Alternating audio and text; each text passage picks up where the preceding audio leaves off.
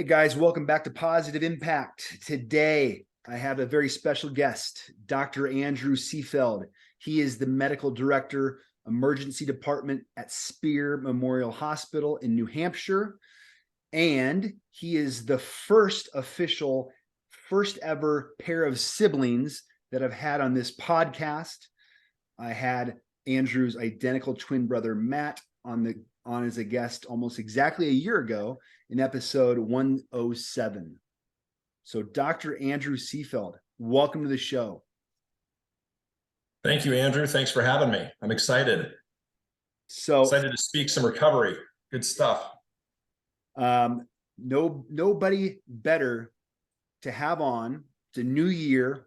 People are sober curious. People are thriving in recovery. Others listening throughout the world are they can't get off their cell phone. So I'm really excited to have you on, Dr. Andrew, and we're going to talk about emotional sobriety and the science of addiction. But first and foremost, I really want to acknowledge you for your service, especially working on ground zero over the last 2.5 years with the pandemic and, in the emergency room, and you and all the healthcare workers, man. I really appreciate you and want to acknowledge you. I appreciate that. And all the healthcare workers appreciate that, Andrew. If you want to, it's funny, you bring up emotional sobriety and we'll get into the nitty gritty.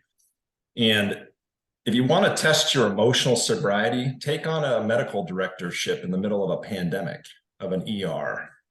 So I couldn't have done anything that I do today if I wasn't emotionally sober. And it starts with being physically sober. Absolutely. All right. So let's jump into it. What the hell is emotional sobriety? Yeah, emotional sobriety. It's interesting. You hear this term kind of batted around. You hear it associated with Bill W. and the AA. And if you Google emotional sobriety, you get some variability on it. Emotional sobriety to me is being able to sit in the emotional state I'm sitting in right now, right in the moment. Good, bad, right, wrong, whatever I'm feeling, and be okay with that. It's not having the desire or choosing to distract from the emotional state. Distraction is where we have our breakdowns as recovering drug addicts, alcoholics, behavioral, whatever your vice is. That's the problem. We distract from it. We distract from our emotions, which come from our thoughts. So emotional sobriety on the front end is being able to just be okay with how I'm feeling today, no matter what that feeling is. I add a little spin to it. For me, emotional sobriety is about asking a question. Why? Why am I feeling the way I'm feeling? My recovery is very active. And going back into my past, starting when I was probably 1, maybe even earlier, I've had experiences since I was born. I'm an identical twin. I grew up in this type of household, that type of educational environment. All these circumstances, they shape the way I think and subsequently shape the way I feel. And that's where the breakdown occurs in when we speak about addiction. It's not so much the alcohol or the drugs or the social media or the gambling or the sex or whatever behavior you want to associate. It's an upstream issue. And so emotional sobriety is kind of a term I use for attacking, maybe choose a more adaptive word, just understanding why I feel the way I do, which comes from why I think the way I do. And that comes from childhood. That comes from years of, being raised in certain environments and hearing certain agendas and experiences. And I'll add one more thing with emotional sobriety is that when we talk about our thoughts and our emotions, we always associate behavior. Mm-hmm. And we know if you're an alcoholic, the behavior that is alcoholism, which is drinking alcohol, that is a problem. So the question is what's the behavior that's associated for an emotionally sober human? When I'm being emotionally sober at work, what is my behavior? And that comes down to one word: accountability. It's identifying that I'm the one creating my emotional state from my thinking pattern, and then outing myself in real time, usually. And once I've actually externalized that component, and I'll give you an example. I'm at work. A nurse says something, then I use what she said to make myself a bad doctor. I didn't do it right. That's a thought addiction. I didn't do it right. The emotional addiction there usually for me is sadness. The behavior of accountability is to take the nurse aside and say, hey, you just said this, I made it mean that, and I'm sorry for using you. That is transformative. That radical honesty is slowly but surely, if it's done continuously, it's going to reshape the part of the brain that wants to keep me sick. And not to get too cerebral, but that's the limbic system. That's our memory and our emotional center. And that's part of recovery for me. I've been doing this work, basically since I got sober. I'm coming up on 5 years, and I've been accountable to this mechanism for at least 4 of those years.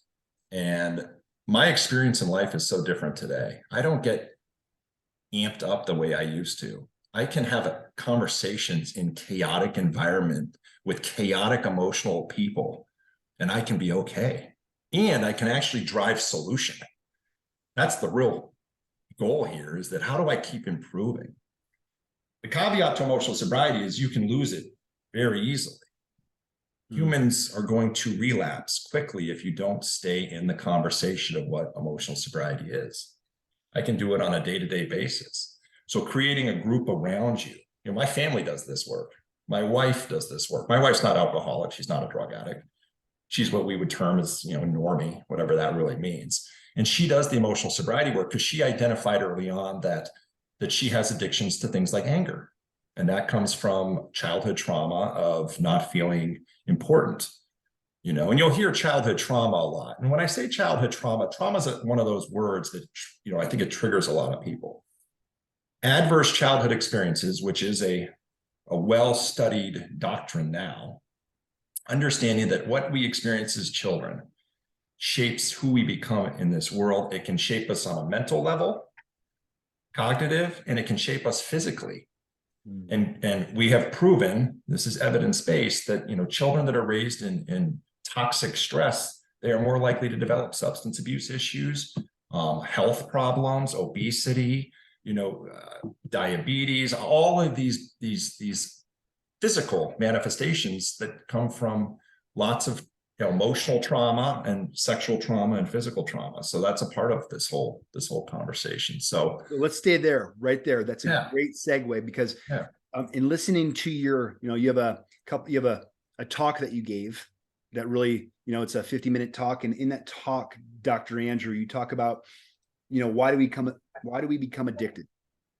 Genetics, brain circuits, neurochemistry, environment.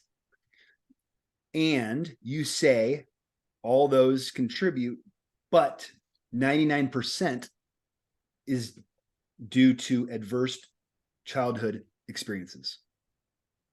Yeah, and I would say, it's probably not 99%. I'm not a psychiatrist. I'm certainly not a neurophysiologist. This is the way I look at it. What can I control today? Can I control my genetics? Not yet. I have not figured out, or we in science and medicine have not figured out how to go into our brains and our biomes and actually change our genetic code and all that to change the processes of the brain. So let's just check that one off. Nature and nurture is really what you're asking. And this concept of nature, which is, if you'd asked me 20 years ago, why am I a depressed human being? I'd say it's family, it's genetics. My family's are, our family history is all about depression.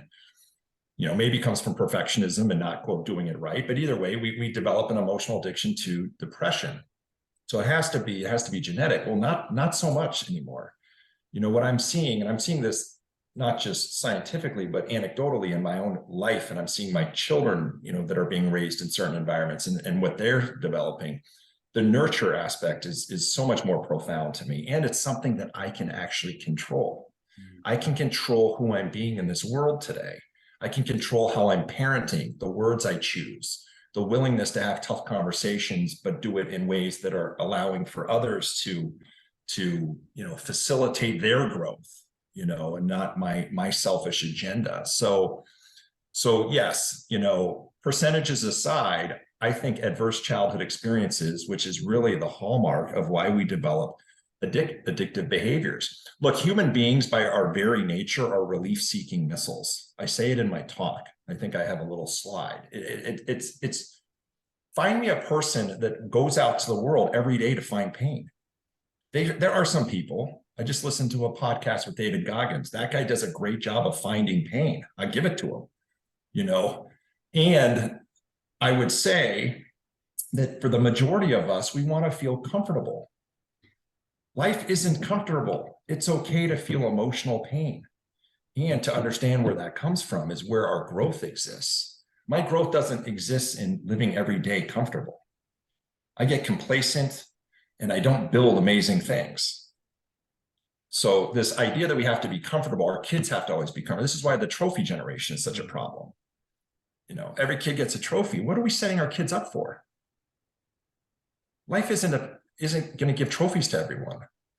I worked my tail off to get a doctorate in medicine. And then I went, you know, worked my tail off to graduate from a great residency program and then board certification and so on and so forth. I mean, I didn't get trophies on everything I did. I failed a lot, you know, and then you get into my addiction history and it's like, wow, you could look at 10 years of my life as a failure. You know, I like to look at it through the lens of opportunity to learn and to grow and to help others not have to see and deal what I dealt with.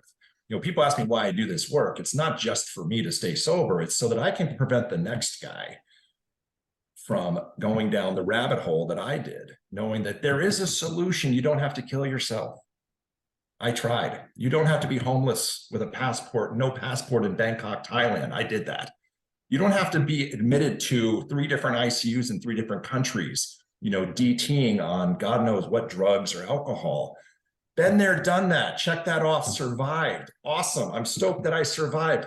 I'm an emergency doctor. Every single day of my life, I see at least 1 or 2 suffering human that is, you know, using alcohol and drugs and problematic behaviors to quiet down a storm that's in their brain.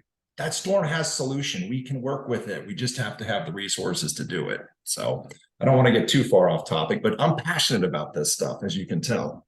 Which is why you're on, man. And I love it. And one of the things that you said, it goes back to, you know, being accountable and verbalizing and saying out loud something like, and you also gave an example of when you gave your talk about, you know, the thoughts and emotions you were feeling before your talk to that group that I watched on YouTube. And in your words, you know, the thoughts of, I'm not good enough. I'm unlovable. I need to be liked. I can't do anything right. Like those are the same thoughts that came up for me today before you and I pushed play and started recording this podcast. My thoughts today were nobody's going to listen. My podcast isn't good. Other podcasts are better. Who am I? And I had those same thoughts and those same feelings. And just like you, my behavior was the opposite of what those thoughts were. My behavior is I showed up. I suited up. I'm verbalizing it out loud. So my thoughts and emotions and feelings don't dictate my behaviors. And I think it's so important, Dr. Andrew, for people listening, because we are not our thoughts. We are not our feelings. And we have the power of choice still to determine our behaviors. Yes? 100%. And so the DSM-5 doesn't like people like me. The DSM tries to categorize everyone into a diagnosis. So you have, you know, depressive disorders, you have opiate use disorders, you have, I personally would get rid of all of those diagnoses. I don't see any value in defining myself as an alcoholic or a drug addict. What I would say is that humans are thought addicts. We all are. We have thinking addictions, and that's what you brought up. I'm not lovable. I'm not important. These are stories that we learn to tell ourselves when we're 1 or 2 or 3 years of age. You know, here's an example. I'm an identical twin. My dad was working all the time, you know, because he's supporting the family financially. Mom was doing as best as she could.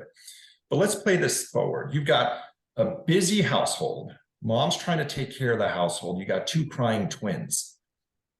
Matt probably cried more than me. I'm just kidding. That's for you, Maddie. I love you. So you have 2 crying twins, and now we have choice, right? Mom's got to pick one of us up. So let's say she goes and picks up Matt. So right then and there, I get this little part of my limbic system that starts to get wired. Not important, not lovable, maybe. It doesn't happen on day one, but if that circuit continues, if you grow up in a family where both parents are working just to survive and provide, that child is going to learn this, that they're not important and not lovable. Is there any truth to that? No, the families actually, the parents are loving them by working so hard. My dad was loving me every time he told me I didn't do it right. Because to him, perfection is the key, and perfection would make me successful. I held that resentment and drank over that for years and drugged over that I can't do it right. I can never do it right. I went to medical school and I'm still not good enough. Today, I love my father for it. I love my mother for what they did for me, because what they did do is they instilled in me a circuit of a focused, obsessive circuit that if I'm using it in a manner that's consistent with moving forward in this life and building great things, I can do. Now, that circuit got hijacked, and this might help, we can talk a little bit about what I mean by hijacked is that the brain circuit in addiction, when we're talking about alcoholism, drug addiction, social media addiction, just like drug addiction. So don't kid yourself. The cell phone is someone else's fentanyl. Okay. It doesn't have necessarily the same consequences, but the disconnection from self and others is absolutely there. Go look at a family dinner in 2023. Yep. And everyone's on their cell phones. There's no connection. Just like dad, drinking himself into oblivion, or mom or whatnot. So the reality is behaviors, and you can list them. Exercise, all these behaviors that we enroll ourselves in to quiet down the emotions that come from our thinking patterns. And really the line in the sand is, because people ask me this all the time, well, I'm not alcoholic, well, great. What's the line in the sand? It's simple for me. If you're continuing a compulsive behavior and you have negative consequences and you're still continuing, that's a problem. If you're not showing up for your kid because you're on Twitter or Instagram, having to see, how many likes you have or whatnot, that's a problem. That's a breakdown in your life. So that's something to look at.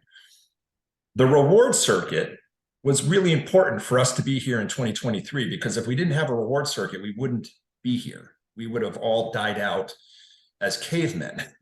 So it's important that the brain has some mechanism to say, go eat food, go stay warm with others, go propagate sexually so we can continue to exist. So there's a mechanism in our brain that's valuable there. It's valuable for survival, but drugs, alcohol, behaviors can hijack it. And I actually get rid of the whole concept of substance use disorder. What I really look at is I say thoughts, emotions, and behaviors, because alcohol is the substance, but drinking alcohol is a behavior that I'm enrolling myself in to quiet down my emotional pain. So I just think of it as very simply, it's a behavior. That's it. So let's break that down. Myopic. Yeah. Let's break that down, because there's thought for people listening. I want to get really clear on this. There's thought addictions. Thought addictions, examples of those are, I need to be liked. I can't do anything right. I'm unlovable. I'm not good enough.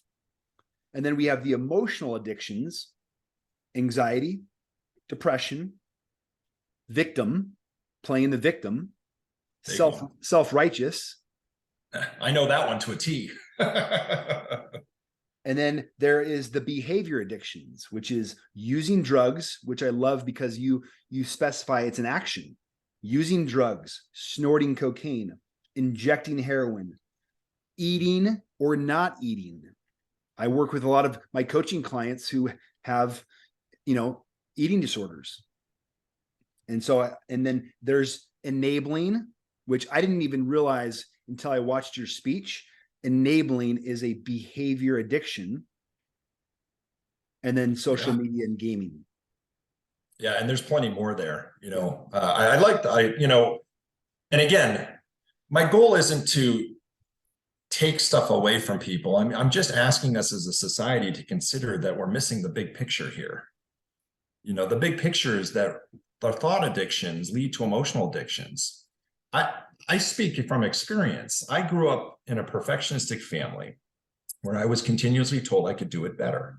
So to a 5-year-old or a 7-year-old or a 10-year-old who's continuously hit with the I can do better, and I'm sure I could, that negative self-talk, I didn't do it right again, gets encoded into my brain.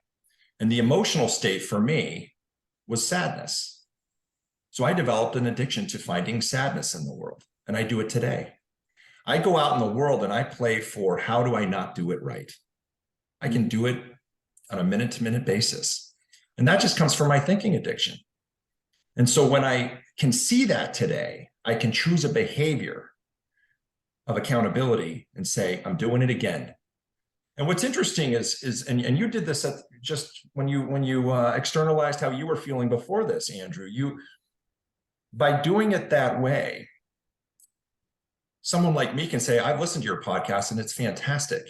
Now, I'm not here to just placate to your ego, but understand that this is a human connecting with you and saying you do a really good service and you do it in an awesome manner. And you get to then, your little limbic system that was telling you, what was the story? You're not going to do it right. No one cares. No one wants to listen. You've reshaped that because you told on yourself. And it doesn't happen on day one. I wish it could, and there's no pill that will give you this. We don't even need to get into pharmacology, but that's a whole nother podcast if you really want to get me angry. Is this concept that a pill is going to fix me? I mean, I was on every antidepressant, I think, known to man since I was, 18, 19, or 20 years old. I take nothing today.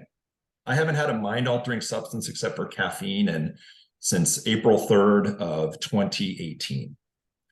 This is a guy who couldn't not take something on a minute-to-minute basis. I was a garbage pail of substances. And my story went dark, and I know you talked to Matt, I went dark and, and that's okay. I wear that as kind of I can understand and I can empathize with a much broader class of individual today because I've been there.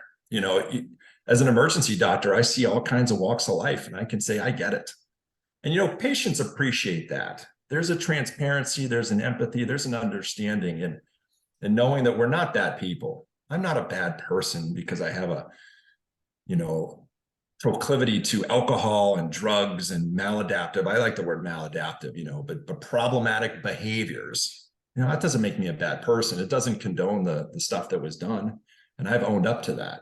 I've made my amends, and this is part of the process, giving back. So that's a living amends that I'll continue until I pass away. So yeah, I like to keep things simple. I think that's something you said real quick for people listening. Yeah. There's the stigma around alcoholism and addiction. You see the homeless guy asking for money, and automatically we create a story in our mind, like he must have been using drugs and alcohol and pissed his life away. Whatever that story is that we create, and it comes back to this: we're not bad people trying to get well, or we're not bad people trying to get good. We're sick people trying to get well. And I think there's something, and that's why I'm having you on, Dr. Andrew, because you are uniquely qualified because you've gotten your ass kicked and you had that gift of desperation.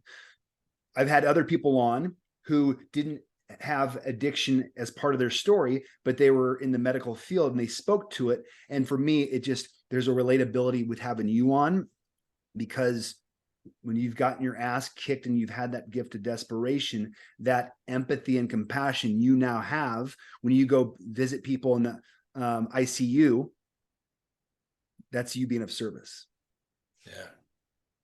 Yeah, it's fascinating. The human component.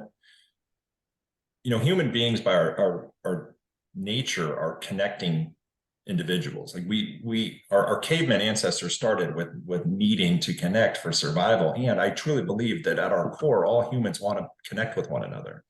And actually what I see, sadly, is so many external things going on in the world that people use to do the opposite of that. They use it to disconnect. Cell phone, social media, emotional addictions to victim and self-righteous. I mean, go on social media. I do Twitter mostly. I do it almost solely for recovery purposes. And if you were to read every tweet I've ever done, I suspect that you would see that it's about my experience and how I can kind of give back to a broad, following of people. So, there are great things about what we've done in this world, especially with social media. We can reach out. I mean, this podcast can go, I think you're 70 some odd countries, or probably more now. I mean, 95. how awesome. 95. So 95 countries can listen to this, so think of the reach, and that's awesome. And we still have to identify what is our behavior's purpose? And that's what I ask myself today. Is there a selfish part of my behavior, or is this a selfless? And, I'm not on a pedestal. I mean, I absolutely have selfish behaviors. I still exercise pretty consistently, even though my kid might want to go, practice driving. I identify that there has to be a selfish component to my own personal recovery so that I can stay on top. We always say that what we put in front of our sobriety, we're going to lose. And the reality is that if I don't keep, and I like to say emotional sobriety, if I don't keep emotional sobriety at the forefront of who I'm being in the world today, there's a really good chance that I'll eventually get back to the physical behaviors that almost killed me. And I don't have another drink in me. I proved that on my last run, and it is what it is. And it's disheartening to see that we don't have the framework set up to support people in what we're speaking to right now. Emotional sobriety is free, but there has to be some accessibility, and people have to understand that. And I love podcasts like this that, people are going to start to hear the term, or make up your own term. It doesn't really matter, but understand that being accountable to the fact that my feelings are coming from me and my interpretation, which is my thoughts, those are all Andrew. Dr. Andrew goes out in the world and he interprets the world, what he sees, what he hears, what he reads. He then creates feeling from that. And then there's the behavior. And it's in the behavior that anyone who's alcoholic or a drug addict finds problems. That's not to say that I can be emotionally sober to the point where I can drink again. I can't. That's why I don't take any mind-altering substances. I do drink caffeine, but outside of that. As do I. Right. Well, I mean, if you're an ER doctor and you're not drinking caffeine, I mean, there's got to be something wrong with you, right? No, but but I'm not drinking 30 cups of coffee a day, so I understand that my emotional state is on me, and the people I choose to put in my life, plays a role in how I am, the conversations I'm willing to have, the vulnerability. When I think of words that kind of sum up recovery to me, accountability is probably number one, but I also bring up things like integrity. Today, when I say I'm going to do something, I'll do it. You wanted me on a podcast. I said, I can commit to 4 p.m. and I logged on at 3:58. The reality is that's integrity, honesty, sitting here and being honest with you, despite my fear that people will hear this and they might judge me and they might have negative, thoughts about emergency physicians and how we're doctors and we shouldn't have problems with drugs and alcohol, which again, it's all stigma. I'm no different than anyone else. I proved that over and over again. Vulnerability is a word that means a lot to me today. That means, can I be vulnerable? Will I take risks? Empathy. We could all use a little more empathy in this world, couldn't we? When you see that person on the street and you start to scoff at them, look at the political stuff that's going back and forth, where's the empathy? Let's look at it. If we looked at all of us in this world as products of childhood experiences, and I would say if we looked through the lenses of adverse childhood experiences, I think we'd have a different experience ourselves. We would say, I'm not going to condone the behavior that I'm seeing, but I'd also like to acknowledge that there might be a solution for this individual. We might be able to help this individual get healthy. Let's And I'd stick say with transparency. Let's stick with vulnerability. Yeah, This is a great. that's a tough one. Here, I want to acknowledge you because in your your YouTube video that you spoke to a pretty large audience, that that's how I got involved with you more intimately for this interview. I really want to acknowledge you again because you talk about your relationship with your daughter and her struggles with anxiety. And here's why it's so important. I have a lot of my coaching clients that I work with are young adults, men and women, teens and tweens. And the mental health, the anxiety, especially after the last 2.5 years, ages 10 through 16, 18. But you talking about your relationship with your daughter and her struggles, I think it's so powerful. And so can you talk about that dynamic, including, most importantly, how you support her and how you encourage her to lean in versus distract for parents listening? Yeah, that's great. It's interesting. After I did my talk, I always beat myself up. Shocker, right? My thought addiction is I don't do it right, or I didn't do it good enough. So, I asked my daughter, I said, are you okay with me sharing some experiences? My mother was the one that pointed that out to me that I'm not sure I'd asked. And she is okay with it. Here's the reality. My daughter's addiction, I would say addiction to anxiety, is a perfect example of what I'm speaking to. She was raised in a very chaotic environment. Her mother and I got divorced at an early age. I think she was in her, 2 or maybe 3. I wasn't present. I was actively, working all the time. And when I wasn't working, I was, off in my chaotic brain, and there was, drugs and alcohol and problematic other behaviors that were going on.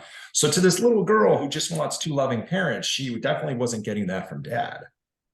She didn't know when dad was going to show up. And when he showed up, what capacity did I have to connect with my daughter? If you ask her today, she'd say, oh, you were always awesome, Dad. That's probably her rescuing me, and at the end of the day, I own it. I mean, how can you truly be present for your child if you're drinking or taking drugs? It's just not a thing.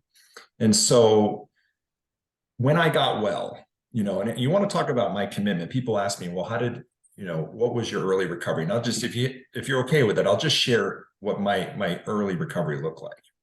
So bear in mind, I'm an emergency doctor at the local emergency department here in New Hampshire. I went to rehab, and then I actually went to sober living about 20 miles away from my own house. I didn't move home.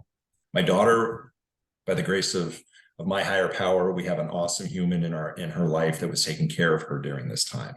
But I knew that I had to get well emotionally first before I had the right, and I'm going to say right, to take my daughter back and actually show up for her in the capacity that I show up for her today. So I spent an entire 13 months in sober living. 5 of those months, I actually managed a sober house. So, and bear in mind, I was riding my bike to work because I'd had a DUI, on my last few months of my last run. I wound up getting a DUI. So I lost access to driving privileges, which is that's the right action. And so I'm riding my bike to work. I'm living in a sober house as an emergency physician in the community that I live in. You want to talk about an ego punch. Go ride your bike past the firehouse that you're in charge of as the EMS director. That's an ego punch. But here's the reality. All those experiences and my commitment to my initial days of sobriety, that is why I'm still sober today. That's why I had the foundation that I do. And that's why I attack it. And I started off saying, I don't like the word attack, but I do. I wake up every morning and I attack emotional sobriety because I don't want to go back there. I don't want to go back to the darkness. I've been there, done that. I checked that off. My resume is complete with that. So let's build something great. So getting back to your question, my daughter developed anxiety because her life was chaos. And what's interesting is when I got her back into my life and we brought her into my house, it was just her and me. And she became almost obsessive about her anxiety. And I asked myself, well, what's going on? It's not that my daughter likes what anxiety feels like. It's that that's what she knows. So her subconscious, right? This is not at a conscious level, is going to go out in the world and find reasons to worry. And that's it. Just like I went out in the world and found reasons to feel sad. My brother talks about his addiction to anxiety. He and I grew up in the same household, but he had a different experience. And he plays for anxiety every day. And he'll tell you that. For some reason, I got more into I didn't do it right and the sadness, but it doesn't really matter what the emotional state is that becomes an addiction. It's a subconscious circuit. And I should specify that we talk about the science of addiction and understand that thought addictions, emotional addictions, behaviors, these are operating at a subconscious level. Initially it's conscious. My first drink of alcohol when I think I was 17, that was a conscious choice. But when I crossed into the alcoholic brain, whatever that is in the neurocircuitry of the brain, I lost access to choice. And my reward circuit just continuously told me, go find more alcohol or drugs or whatever that was. Go find more comfort. And this is where you found your last comfort. So let's go there. When you get physically sober, and this is why I tell people it's very hard to get emotionally sober if you're not physically sober. I'd almost say it's next to impossible. And that brings up a whole nother conversation about things like medication-assisted therapy, treatment, so different talk. I'd be willing to have that talk because I have my own thoughts on it. But here's the reality is that it's a subconscious circuit. And once we get physically sober, it becomes conscious again. So every day I wake up, it's a conscious choice to do the behaviors that are in alignment with me not drinking today and me not taking drugs today, and that's the accountability factor. So for my daughter, she would sit here as a 15-and-a-half-year-old and tell you that life's awesome. She had a tough 10 years. Her first 10 years was chaos. And so what we do together as a dad-daughter team is that we have an open dialogue. And when I see her have a behavior that I'm using, remember, I'm interpreting it as struggle, I ask her, hey, are you struggling? I feel that you're struggling. Is there any truth to that? And my daughter and I have a relationship today of transparency and honesty. She called me her best friend. I don't know how many 15-and-a-half-year-old girls out there think their dad's their best friend, but she says I'm her person. And that obviously that touches me to the core. But it also speaks to what emotional sobriety and physical sobriety, but emotional sobriety can do for someone. So if you're out there listening and you're struggling with alcohol, drugs, other problematic behaviors, and you feel disconnected from the world and your family and your kids and your work environment, there is a solution. It does require effort. It requires absolute accountability, and it requires putting down the substance if that's your issue. So, yeah. I appreciate you sharing that. And my eyes are watering. I started to feel there. I was like, I got to hold back the tears here, right? I love it, right? We're professionals. You're embodying vulnerability. And that's what, I'm telling you, 7.5 years ago, when I first got sober, I tapped into a part of me that was dormant for a long time because everything was stuffed and repressed and avoided and numbed.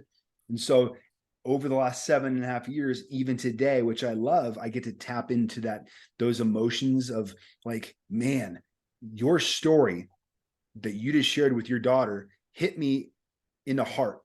And I love it. And I'm able to feel it today because I'm physically sober and, more importantly, emotionally sober.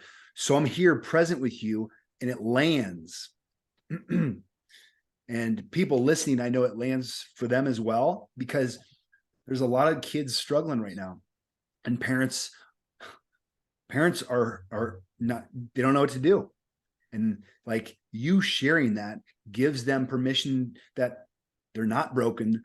There's nothing wrong with them, and there's a solution. It's funny. I've been, shocker, right? I do overwhelm pretty well. One of the great things about being an effective addict like me is that when you take the problematic behaviors out and you realign them into behaviors consistent with growth and connection, is that you do a lot. And so you have a lot of capacity. And so I sit on a wellness committee for the local region for the schools, and we're batting around this right now.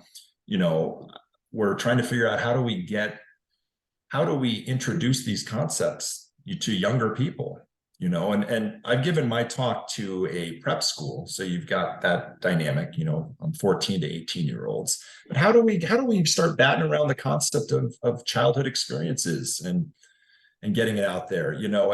This doesn't start at 14. I mean, this starts at 2 or 1. And it's not, I always emphasize, this isn't talking about adverse childhood experiences. Goal is not to beat up the parent. It's to acknowledge that as little baby brains, we're very impressionable. That's what happens. We experience things and we don't understand, and there's repetition in them. And so understanding that those can have consequences, negative or positive, So, and then understanding that going back in the past is going to be important to a point. We have to go back in the past when we get, physically sober. You got to go back in the past and understand where these thinking addictions started, and then identify the emotional component to it, because thoughts have emotional component. There is no, I always use the bear analogy. If I'm hiking in the woods and I see a bear, I don't know if I'll ever be emotionally sober enough to not feel fear. That's going to be a reflex, or if I give a talk, this might be an aside, but this is important. You ask about being vulnerable at the beginning of a talk and saying, hey, I'm going to screw this up. That's the story I create. So when I first started doing talks, probably a year into my recovery, I gave a science of addiction talk for my hospital. That's vulnerability, first of all, because I'm kind of outing myself amongst my colleagues and my peers. And so I had a different experience back then than I do today. When I give a talk, I get exhilarated. And so what I'm getting at is that limbic system, that part of the brain that wants to continue to keep the circuit going, which is Andrew's not good enough and he should go ahead and continue to feel sad, has transformed. Now, it took me doing lots of engagements and pushing against that narrative that I have, that I'm not going to do it right, to get to the place that I'm at today. So this is where the work takes place. This is work. But it's fascinating. And I'll also share this, is that when is that new neural pathways? Yeah, neuroplasticity. Okay, neuroplasticity. Yeah, neuroplasticity is the creation of new neural pathways in the brain. And it's a thing.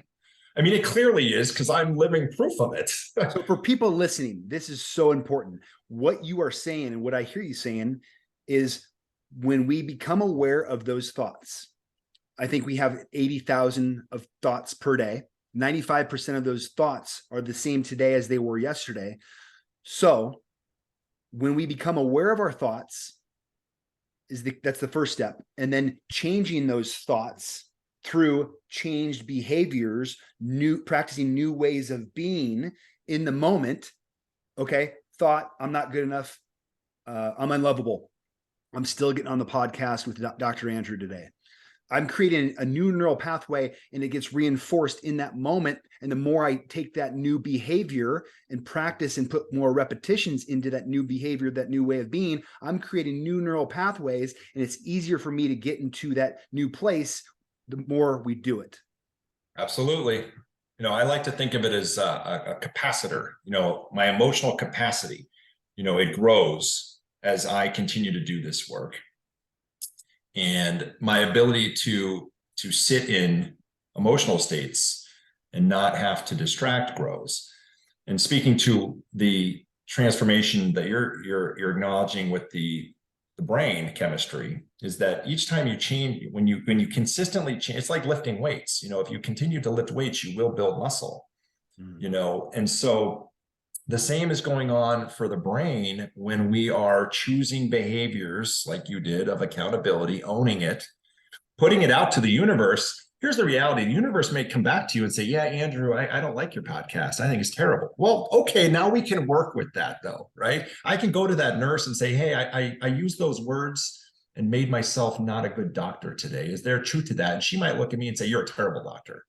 But my experience is that the thoughts that I have usually have no truth to them. And it's often contrary to what I'm actually thinking. In fact, I am good enough and I do it actually quite well. Yeah. And people are shocked and amazed that I even have that negative self-talk. But here's one thing I'm going to share with you. I've shared a lot. Andrew, when you do this type of work, you give the other individual opportunity to look at themselves. And that's fascinating when people go, oh, I do that too. And now you can connect at a whole new level. I've done this with bosses, administrators, and you have a connection with another human and you say, I get that. I do a newsletter every month. When I took over as director of the ER, right at the beginning, like 2020, October, right in the middle of the first crazy pandemic wave, all that stuff, I committed to doing a newsletter of every single month. And I've done it, every single month, but I do a director's message at the beginning of every newsletter. And I'm very vulnerable and I speak emotional sobriety, concepts about how do we connect with one another? How can we communicate to support one another and our patients? I do that because it's my way of saying, hey, I've got a platform. Let's go ahead and get this message out. And people are reading and they're understanding and they're saying, hey, maybe I can do this. Maybe I can join the emotional sober club. If the whole world was emotionally sober, imagine what that would be. Mm.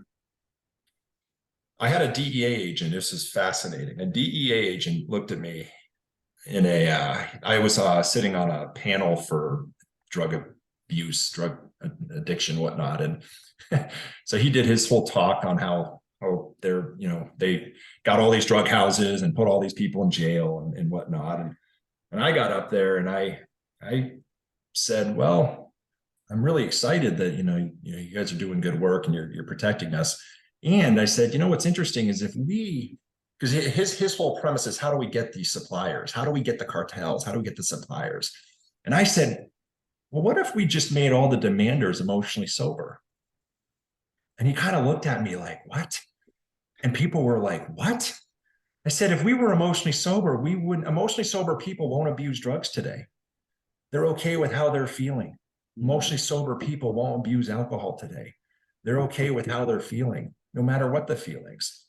We would get rid of the need for, enforcement because they'd be out of business. Now, that's obviously a pipe dream, right? I'm not sure, that's the stand I'm taking for in terms of my work.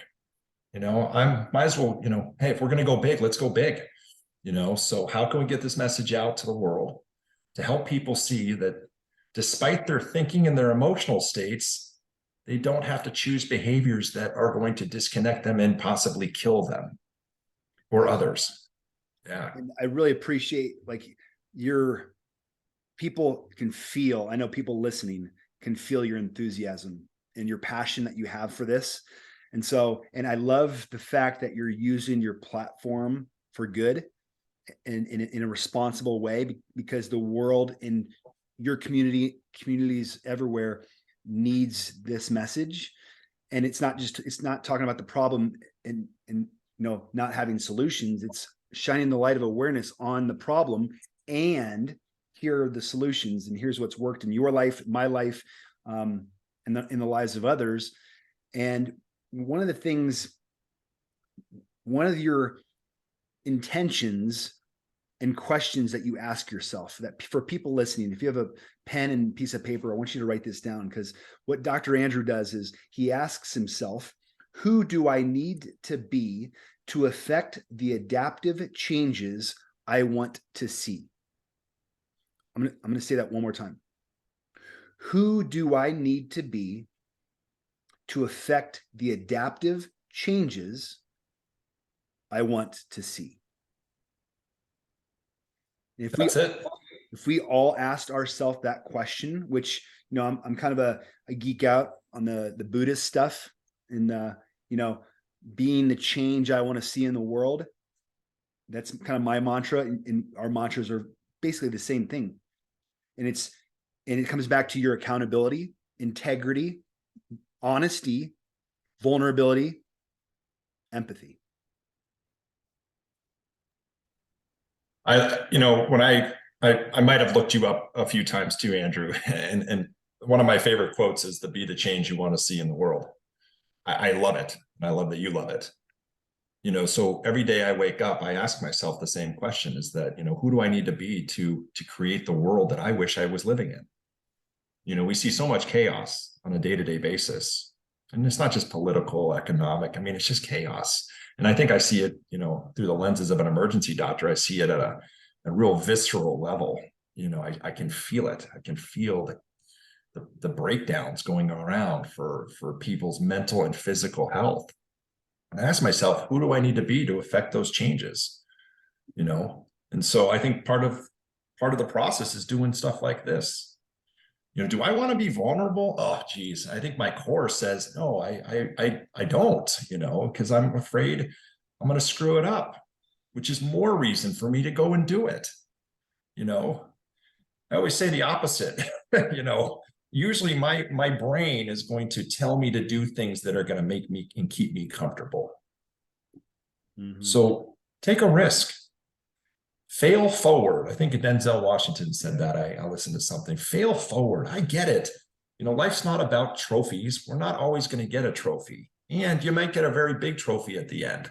The reality is fail forward, take risks, be vulnerable, externalize the internal, which again, people look at me sometimes. What does that mean? When you're feeling when you're with your loved ones or you're in a situation and you're feeling something you don't like, tell on yourself. Give the other individual or individuals opportunity to open up a dialogue and actually say, hey, maybe me too. My buddy calls that pulling the pants down of our ego. Nice. That's great. Pulling the pants down of our ego. Like, oh, here's what I'm thinking. I want to verbalize it and vocalize it because it loses its power. And it's reinforcing a positive new behavior and new neural pathway because we're not letting that thought run rampant and create a negative feedback loop. There you go. Neuroplasticity, baby. 101. Come on, man. Right? All right, man. Last question. And I appreciate you being here. This podcast, I know 95 countries, people listening, people sober curious, people thriving in recovery, people who just acknowledge that they have a unhealthy relationship with their social media, like whatever it is. I know people are getting massive value because we're putting goodness into the world today. So thank you. Thank you. The most important question to end with. Who wins in a fight, you or your brother? Oh, I got to be honest. I think my brother would take me. I mean, he is just, he loves David Goggins. He's always, he came out, I recently, well, here's another, let me just share this. We've got 2 seconds. I got married to an amazing woman. Just October, actually, we got married last January, but we had our ceremony on October 14th. And that just speaks to what recovery does. Recovery has given me an opportunity to be vulnerable and to be lovable. I didn't love myself for a decade or more. And the person I am in this world, I've attracted, humans that really want to connect with me. I have a robust friend network today, because of who I'm being in this world, and I show up for them. And I have an amazing wife. And I said at the beginning of this, she does this work with me, which again, emotional sobriety work as a couple is phenomenal because you just connect at a different level, and she is amazing.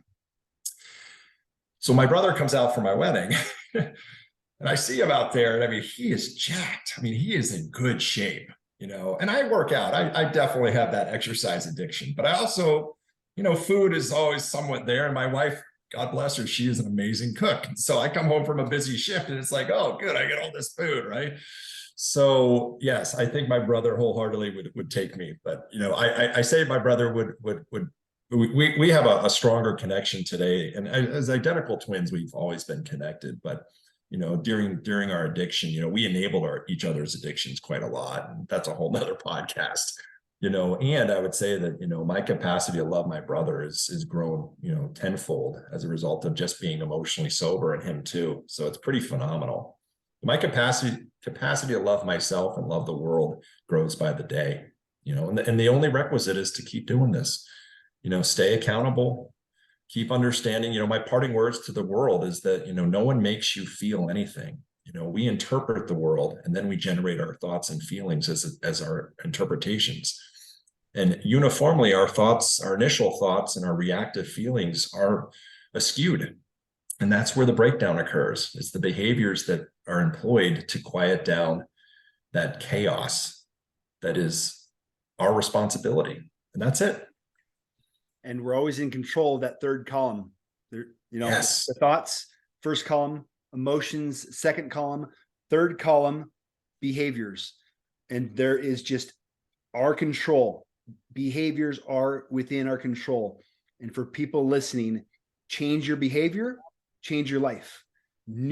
Practicing new ways of being to get out of the negative feedback loop by taking a different action, a new behavior to create new neural pathways, repetitions. The more we do it, the stronger it gets. We're in control. You can do it. Love it. Andrew, you don't need me. You speak the emotional sobriety language. Well, I appreciate you coming on, brother. I just want to acknowledge So much fun. Want to acknowledge you just one more time for all the work that you're doing, the service. I see you, man, and you're having a positive impact in the community. That's why you're on, and love your work. Thank you, my brother. And I will tell you this is that I'm going to feel that. I can feel that today, and I can say thank you for the acknowledgement. Absolutely. All right. All right, everybody listening, thank you. I'll put in the show notes where you can find Dr. Andrew Seefeld so you can follow his great work. And until next week, much love, friends.